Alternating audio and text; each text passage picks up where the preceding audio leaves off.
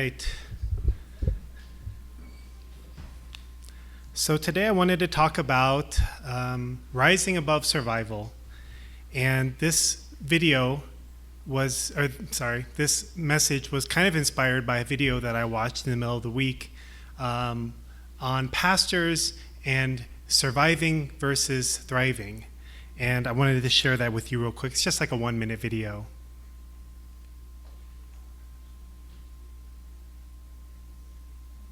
Might need to click on it. 50% of pastors don't make it 5 years in the ministry. 80% of pastors do not make it 10 years in the ministry. Just sit with me on that stat for a moment. Let me personalize it. Pastors in the room, according to that statistic, 8 out of 10 of us here will not be in the ministry in 10 years. Which means, even though I see the work of God all over the world, I see consistently so many pastors, because ministry is hard, and there's unique challenges in the hard places in particular. Pastors are not thriving. They're simply surviving. They're pursuing the call of God in their life. They know they're called, but they're just surviving for a variety of reasons. And can we all agree in this room together as we start this day that if we're going to advance the church in the way that Matthew articulated last night, it has to come through pastors who actually are thriving in the call of God, who are flourishing in the word. Okay. So I watched that video. It just popped up on my feed, and it got me thinking. I'm like, am I thriving? Are we thriving? It's kind of an interesting question to ask yourself, isn't it? Like, in your life, am I surviving? Am I thriving? Or am I in some weird thing in between? It's kind of a loaded question, right? It's kind of like asking, am I happy? It's kind of hard to definitively answer that question confidently. Yes, I am happy. Versus if the opposite is like, well, if I'm not happy, then am I unhappy? Kind of a tough question to ask because generally speaking, we pursue happiness, but it's often hard to put your finger on certain points where you can definitely say, I was happy at that moment. And so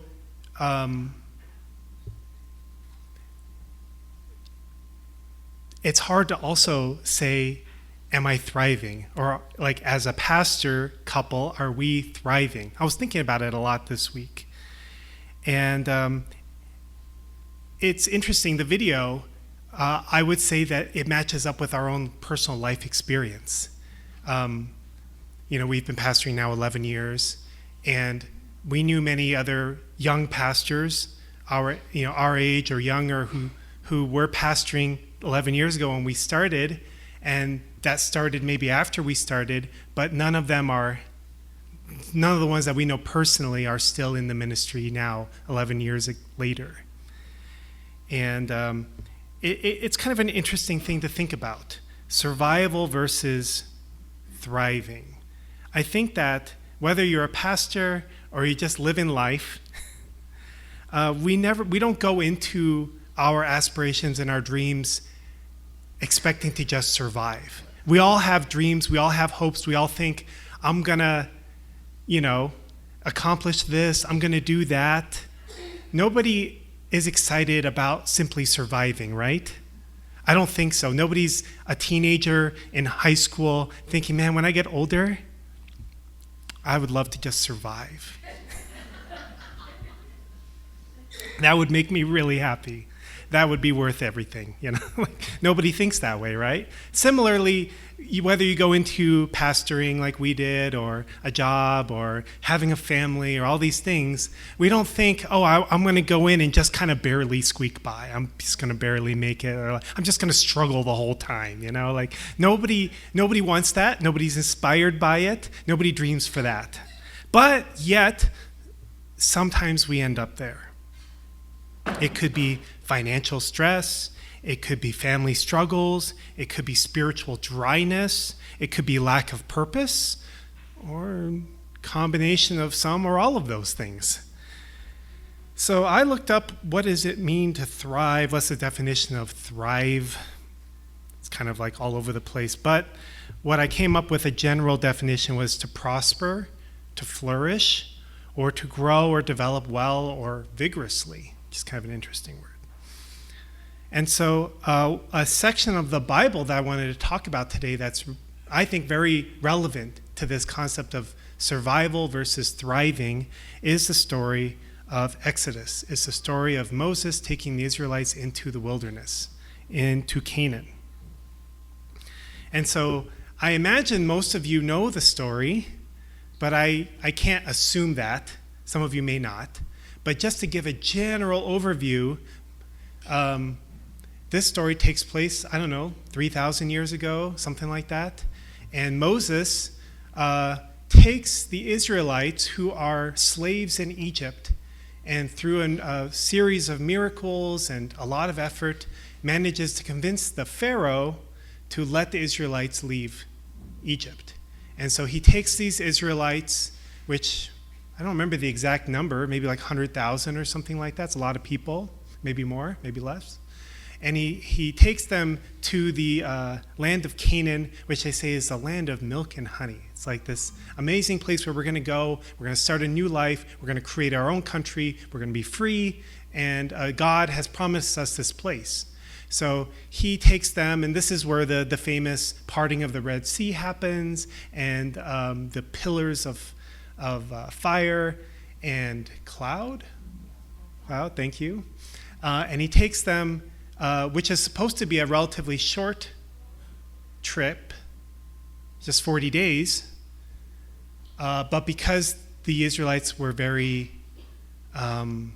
complained a lot, and they were very upset, and they were untrusting and unfaithful towards Moses and towards God, then God ended up having them take a 40-year journey instead of 40 days, in which almost all of the original Israelites who left Egypt passed away during that time. It was mostly only those who were born in the desert that eventually ended up in. Anyway, there's a lot. Exodus is very long.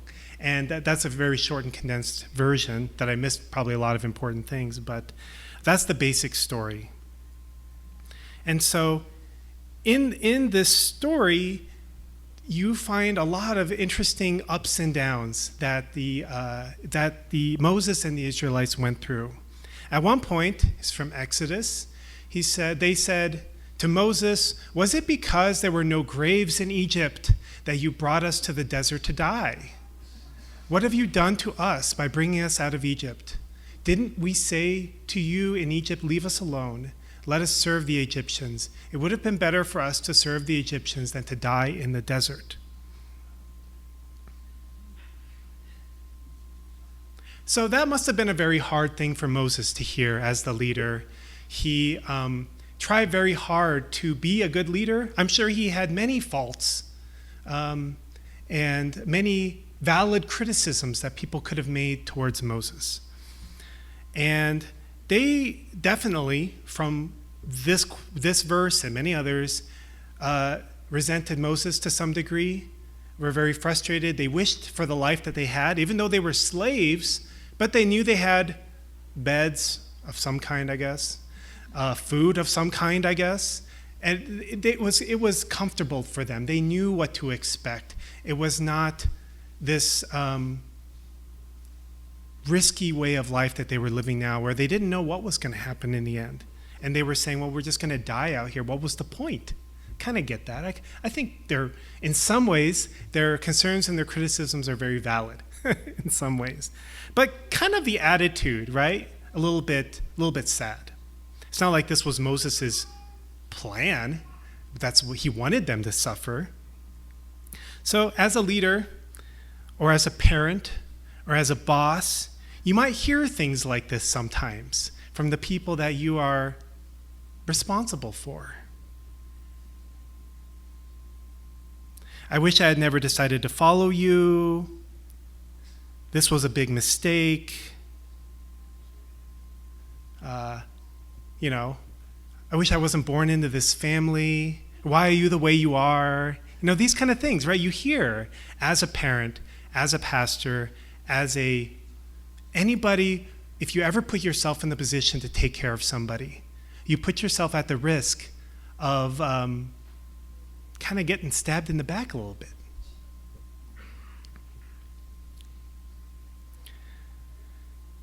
This can also go the other direction.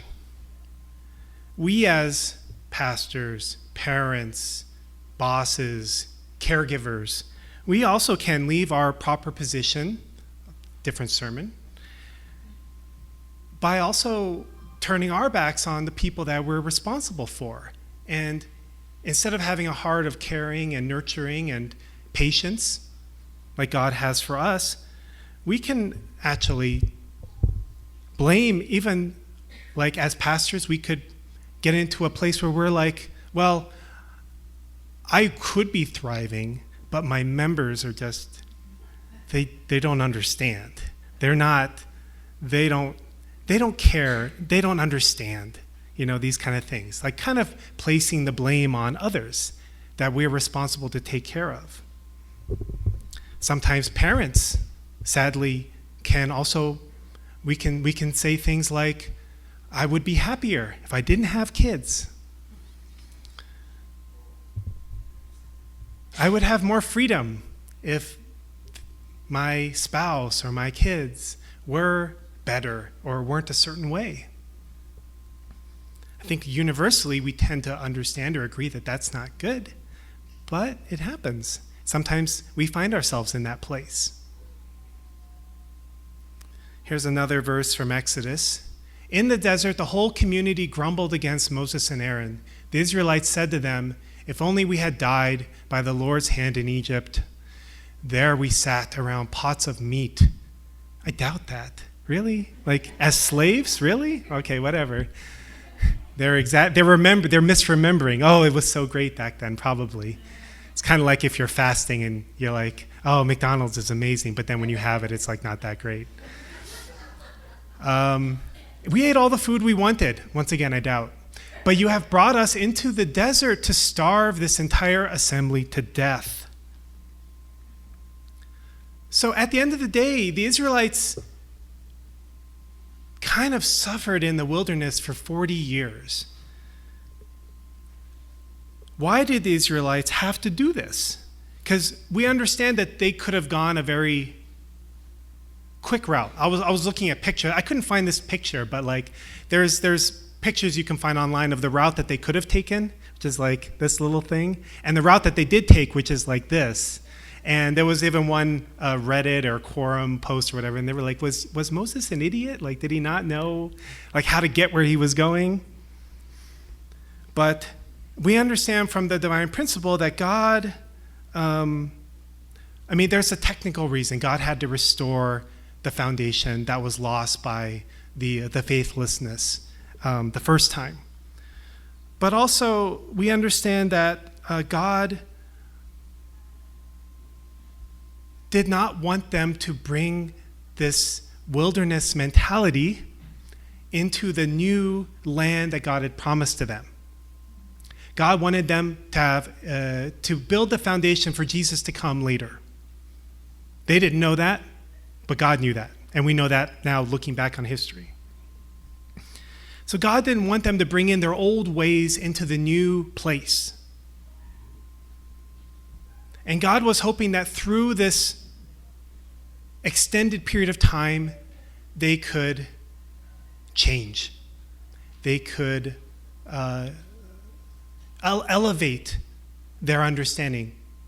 Instead of just survival, which they seem to be very focused on, I think God was hoping that they could rise above that. I don't know if thriving is the best word, but somewhere above survival at least. But they complained, they criticized Moses, they cursed God, and they longed to return to their previous lives of being slaves, even though God promised them over and over again of the life and the future that he had for them. So God kept extending the journey in the hopes that they would change. This is from the Divine Principle. We have learned that the Israelites failed in the second national course to restore Canaan when they could not fulfill the 40-day mission to spy out the land as a condition to separate Satan. To pay indemnity for this failure, during the third national course, they wandered in the wilderness for 40 years. According to the number of days in which you spied out the land, this is quoting from the Bible, 40 days for every day of a year you shall bear your iniquity. 40 years you shall know my displeasure. So in the end, what ended up happening, as I mentioned before, is that the second generation of Israelites, those that were born in the desert, ended up actually going into Canaan. They had a very different mindset than the Israelites that came out of Egypt. This is kind of like the best example we have, or one of the examples we have from that time. They answered Joshua, whatever you have commanded us, we will do. Wherever you send us, we will go. Just as we fully obeyed Moses, so we will obey you. Only may the Lord your God be with you as he was with Moses. So they're like, we'll do whatever you say. We're here for you. As long as God is with you. That's all we care about. So as long as God is with you, we're with you. So it's an interesting contrast, a difference of mentality, a difference of thinking. And it's interesting that this was a mindset that was more like compatible with the land of Canaan, with where God wanted to take them. And so the reason I kind of bring this up, one reason I bring this up is food for thought, of course. But the interesting thing is, we have a kind of a special opportunity this week. Reverend Dunkley, our national church president, is coming to Colorado. And I think this is a great opportunity to kind of measure ourselves against the Israelites in a way. Because we don't get a lot of visitors in our community, like, people from on high, I guess you could say. And in the past, in my memory, when we've had visitors, I often remember hearing grumbling. Like, oh, these headquarters people, they never come and visit us. They don't care about us. They only come and visit if there's money to be talked about. Now, I struck a chord, some of you. Or, maybe like thinking, oh, this is an opportunity to give a piece of my mind. It's just being honest. Some people have complaints to express, maybe wish we have a different leader, or maybe, but maybe, and this is kind of what I'm thinking, and believe me, I've been there, all those things. But what I'm really excited about is I see this as an opportunity to rise above all those things, which I feel are like wilderness mentality, and encourage and uplift. I've had the opportunity to stand in a number of leadership positions over the years, whether I was a mentor with the Blessings Academy, a team leader on my missions program, a pastor here, a parent of children. I've had the opportunity to be the target of many criticisms and complaints, and I have also given out many criticisms and complaints. I've received and I have given. And I can tell you that both feel terrible. But it has given me a lot of perspective on being in different leadership roles and being a parent. It has given me a lot of perspective on how difficult it can be to be a parent. Your kids may never understand what you had to go through or what you've done to care for them and to raise them. As a leader, as a church leader, there's a lot of things that we end up dealing with that we can't even really share with most people. But I actually really love that about our community, because in our community we have a lot of people who used to be pastors or used to be a leader of some kind, like Yana was like the leader of the National Blessed Family Ministry, and Reverend Busing was the president of the church, and Andrew was the pastor in Maryland and 43rd Street, and we have a number of people who've been in leadership roles over the years, and so that is kind of cool for me, in the sense that I think that we feel less alone than many pastors do. But I said a long time ago that I don't have any desire to go above where we're at in terms of leadership roles, because the higher you go, the more people, the more problems, the more responsibilities are on your shoulders. And I think sometimes maybe it brings out the best in us, and I think sometimes it brings out the worst in us. And I think it's very, very challenging. And I think that for me, with his visit, I'm excited because this is an opportunity for him to come and visit a community he's never been to, and I'm really hoping that he'll be inspired. Now, he might not be. There's that possibility. He may come here and be like, nothing special. That's okay. But I'm really hoping that when he comes and he sees our new members, our young families, people's smiling faces, maybe, he will feel hopeful. That's what I hope will happen. Of course, I'm not interested in contriving and manipulating things to be a certain way. We do a lot of that. We've done a lot of that over the years, and I'm just not all about that. But, I want him to see what there really is, and, all the care that we've put into our community and our buildings and the things that we're doing in our youth. I hope that is meaningful to him. I think it will be. I've had like a year ago, Adonia and I had the opportunity to just have like a one-on-one Zoom meeting with him and Reverend Rendell. Some of you may know him. And it was just the most uplifting conversation. It was really, really it was really nice. And I'm hoping that this can be a continuation. It doesn't mean that we have to agree on everything. We don't agree on everything. If you really get in deep in your relationships and conversations with people in your life, you don't agree on everything either. None of us agree on everything. We don't need to.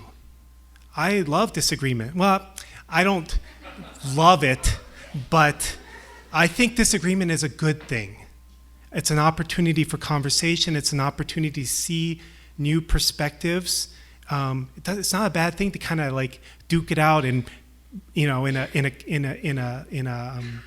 argument of different perspectives. Sometimes we change our minds. Sometimes we change somebody else's minds. Sometimes nobody changes their mind. But it's a healthy thing, I think.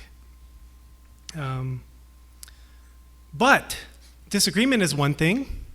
But if we start finding ourselves to being like the Israelites and be like, my life would be better without you, why did you do this? It's kind of like critical and judgmental, right? It's different than a disagreement. You can disagree with somebody and not hate them, right? Hopefully. But if we start feeling this way of like critical, judgmental, this kind of things, that is a good opportunity to pause and reflect and ask for God's wisdom and discernment. Is this how I want to be feeling? Is this good? Is this from you? Or is this more like kind of the Israelites in the wilderness, not being able to let go and really embrace the promise that God had for them? And so I have some quotes here from our founder, Reverend Moon, that I thought were good in this vein of thinking. If you see the good in others and cover their defects with their love, they will follow you. If you see only weaknesses in others, your spirituality will be ruined. Make up for your leader's shortcomings and help him grow. He who judges his own leader is the king of Cain's, but he who conceals his leader's faults and tries to take responsibility for him will stand in Abel's position someday. A true leader does not judge his followers harshly, but embraces them, helping them grow. Likewise, leaders should not judge their leader, but support and cover his weaknesses, taking responsibilities for them. Lastly, the church is the place where people come together to love one another. If you come to church with a critical mind, looking for faults, you will find many. But if you come with a loving heart, you will find much beauty and goodness. I like that. So mentality is important. The Israelites' circumstances in reality didn't change, but their mentality towards their circumstances was what God was looking for. You know, are you grateful for the opportunity for a new life, a better life? Grateful for the reality that God is in your life and guiding you? Or can you be upset and judgmental and frustrated that you don't have the life you used to have? You can't have both. So rising above survival in my mind means rising above a wilderness mindset. It means rising above things like judgment, jealousy, faithlessness, and blame. Our true parents told us many years ago that the era of the wilderness is finished, and we are entering the era of settlement. But we have to enter it in our lives as well. This is from our true mother. She said, "We are now entering the era of settlement, but not just the era of settlement, but of flourishing. Settlement means that we have been on the way, and we are arriving at our destination, fulfilling the purpose of our venture. Flourishing means that we are already have safely arrived at our destination, and now we can rest. In the era of the settlement of Chanoguk, blessed families must become heavenly parents' true children who can lead a life of eternal kingdom of God on earth and in heaven." So the life of the Israelites kind of shows interesting parallels to our own life. It shows that our own circumstances don't determine our destiny. Your mindset does. We can complain and look backward and continue to live in the wilderness in that way. We can elevate our mind in faith and gratitude and work towards entering the land of promise of thriving. So that's just some food for thought. That's my message today. Hope as many of you can come as possible. Tomorrow at 6 p.m. we're going to have a nice curry dinner. And I know we're preparing a cake, of course. Always have a cake. And bring your kids. You know, if things go long, you can leave early. It's fine. Or we can put a movie on, or kids can do something. We'll figure it out. But I hope that we can have a good time together as a community, really share the fruits that we have invested so hard into.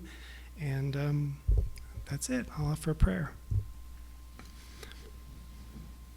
Dearest Heavenly Parent, thank you so much for this opportunity for us to come together as a family, as a community, with you as our focus and in our hearts. Heavenly Parent, we know that sometimes we can get stuck in unhealthy ways, and sometimes we can get stuck in survival, and we lose sight of what could be more.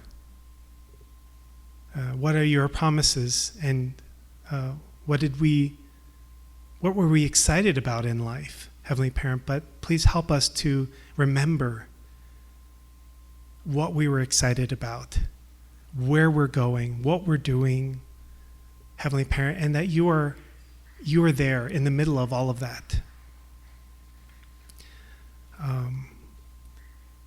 We also really pray to have wisdom and discernment, Heavenly Parent. Sometimes it's hard for us to see past our own feelings, our own frustrations. And Heavenly Parent, sometimes we need help. We need other people. We need perspective. And I pray, Heavenly Parent, that you can help bring that into each and every one of our lives. We really, truly want to live a life rising above just surviving, Heavenly Parent. We want to be thriving, Heavenly Parent. We want to be excited about our lives. We want you to be excited about our lives, Heavenly Parent. And we want our community to be that way. So we humbly ask for your help, Heavenly Parent, as we go on this journey. We thank you, Heavenly Parent, because you have brought us this far, Heavenly Parent. Not a single one of us would be here without your intervention in our life, Heavenly Parent. And we are so grateful. And we thank you and I offer this time, this sermon, this service to you on behalf of all our blessed families represented here. Amen and Aju. Thank you, everyone.